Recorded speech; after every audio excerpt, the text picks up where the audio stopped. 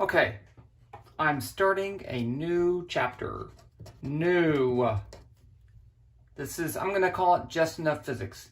And I'm not really good. This is new setup, new me, new everything.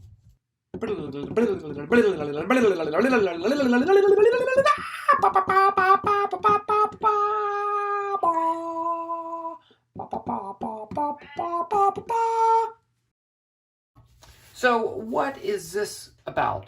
I'm going to go over the physics. Introductory physics. This is intro physics. And really this is just a test. And this is for, algebra-based. That's what I'm going to aim it at. So if you're in the calc-based course, I think this is still good.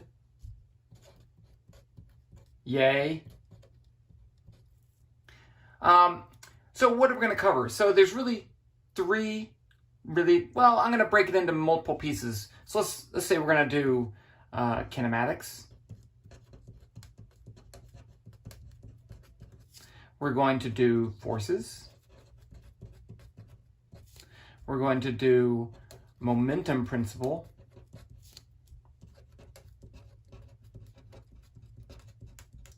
We're going to do work energy.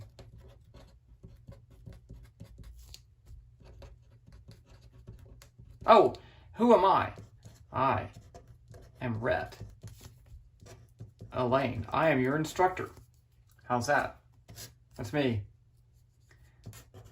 Me. So the idea is to I've been making videos for a long time, but they haven't been coherent, like a whole full structure. So I'm trying to make not the whole course, because there are lots of things in the course that you don't need. There's fluid dynamics that you might need, and we'll get to those at some point, but I'm just going to get just the basics. If you can really understand just the basics, then you can really get far.